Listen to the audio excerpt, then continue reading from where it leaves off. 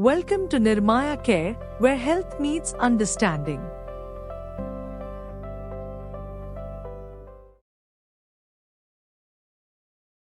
यह वीडियो मूल रूप से nirmayacare.com पर प्रकाशित हुआ था।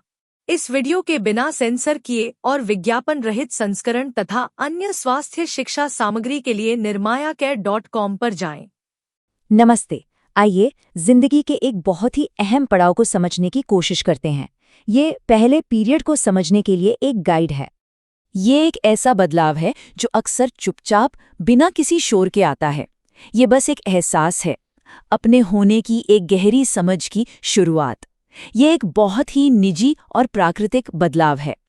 तो चलिए इस पर और गहराई से बात करते हैं। लेकिन देखिए, जो एक आदर्श स्थिति होनी चाहिए, असलियत उससे अक्सर थोड़ी अलग होती है और इसीलिए इस पर खुलकर बात करना बेहद जरूरी हो जाता है। यूनिसेफ की एक रिपोर्ट है और उसके आंकड़े सच कहूं तो काफी चौंकाने वाले हैं।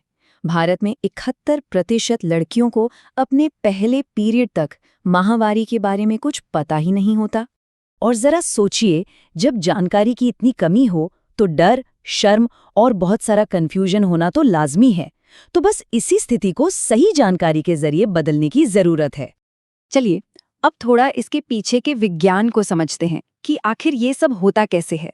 ये स्लाइड हमें मेंस्ट्रुअल साइकिल की बिल्कुल बेसिक बातें बताएगी। तो एक शब्द है मेनार्की। इसका सीधा सा मतलब है सबसे पहला पीरियड।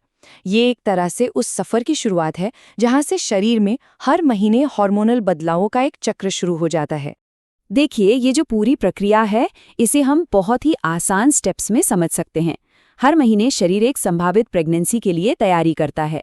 गर्भाशय यानी यूट्रस की दीवार मोटी हो जाती है, एक अंडा रिलीज होता है और अगर प्रेगनेंसी नहीं होती तो यही परत शरीर से बाहर निकल जाती है। पर अच्छी बात ये है कि ये सब कुछ अचानक एक दिन में नहीं होता। शरीर पहले से ही कुछ संकेत, कुछ हिंट्स देना शुरू कर देता है, जिससे ये एक अनजान घटना नहीं बल्कि एक अंदाजा लगाने लायक घटना बन जाती है। ये टाइमलाइन इस पूरे सफर को काफी आसान बना देती है। देखिए, आमतौर पर पहले पीरियड से लगभग 2 से 3 साल पहले ब्रेस्ट डेवलपमेंट शुरू होता है। फिर 1 से 2 साल के अंदर प्यूबिक हेयर आते हैं और उसके बाद मेनार्की होता है। तो इससे एक अंदाजा लग जाता है और चीजें उतनी अचानक नहीं लगती।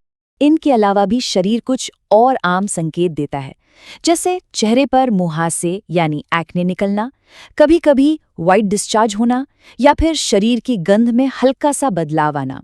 और हाँ, ये सब कुछ पूरी तरह से नेचुरल है।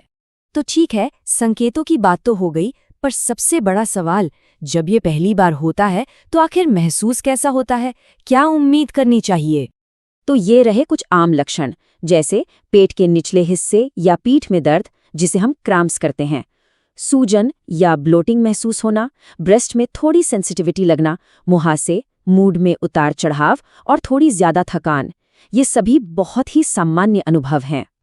यहाँ एक छोटी सी बात समझना बहुत जरूरी है। पूरे साइकिल की लंबाई और ब्लीडिंग के दिन ये दो अलग अलग चीजें हैं। पूरा साइकिल 21 से 35 दिनों तक का हो सकता है, लेकिन उसमें जो ब्लीडिंग होती है वो आमतौर पर 3 से 7 दिनों तक ही रहती है। और हाँ, एक और जरूरी बात, शुरू में पहले कुछ सालों तक साइकिल्स अक्सर अनियमित यानी इर्रेगुलर हो सकते हैं। ये बिल्कुल नॉर्मल है। समय के साथ शरीर धीरे धीरे अपना एक रिदम सेट कर लेता है और साइकिल्स ज्यादा नियमित हो जाते हैं। अब सवाल ये है कि ये कब शुरू होता है। देखिए, इसका समय हर किसी के लिए अलग हो सकता है और इस पर कई चीजों का असर पड़ता है, जैसे कि हमारा खान-पान, बॉडी मास इंडेक्स यानी BMI, हमारी लाइफस्टाइल और एक्टिविटी, और हाँ, तनाव का भी इस पर असर होता है। तो अब तक हमने समझा कि क्या होता है और क्यों होता है। अब सबसे जरूरी हिस्से पर आते हैं कि जब ये हो तो करना क्या है। चलिए एक प्रैक्टिकल प्लान पर नजर डालते हैं। तो वो दिन आ गया। पहला सवाल जो दिमाग में आता है वो यही है, अब क्या? ये रहा एक सिंपल सा एक्शन प्लान। सबसे पहली चीज, घबराना बिल्कुल नहीं है, ये एकदम नेचुरल है। फिर किसी ऐसे इंसान से बात करें जिस पर भरोसा हो। अपने लिए एक आरामदायक प्रोडक्ट चुनें। दर्द के लिए गर्म सिकाई से काफी आराम मिलता है। जब हो सके थोड़ा आराम करें और सबसे जरूरी, सवाल पूछने से कभी ना हिचकिचाएं। तो अब अपना नजरिया थोड़ा बदलते हैं। ये सिर्फ एक बायोलॉजिकल घटना नहीं है, इसे एक पॉजिटिव पर्सनल मील के पत्थर की तरह देखना चाहिए, एक नई शुरुआत की तरह। क्योंकि ये सिर्फ एक शारीरिक बदलाव नहीं है, ये असल में अपने ही शरीर के साथ एक जिंदगी भर के रिश्ते की शुरुआत है। ये खुद को बेहतर ढंग से जानने और समझने का एक मौका है। और इस बात को यहाँ कितनी खूबसूरती से कहा गया है कि ये बदलाव सिर्फ एक बायोलॉजिकल चेंज नहीं, बल्कि एक आश्वासन, एक उम्मीद और सशक्तिकरण यानी एम्पावरमेंट का एक पल बन जाता है। तो आखिर में ये सवाल हम सबके लिए है कि हम सब मिलकर इस विषय पर होने वाली बातचीत को डर और शर्म की बातचीत से बदलकर सशक्तिकरण की एक पॉजिटिव बातचीत कैसे बना सकते हैं।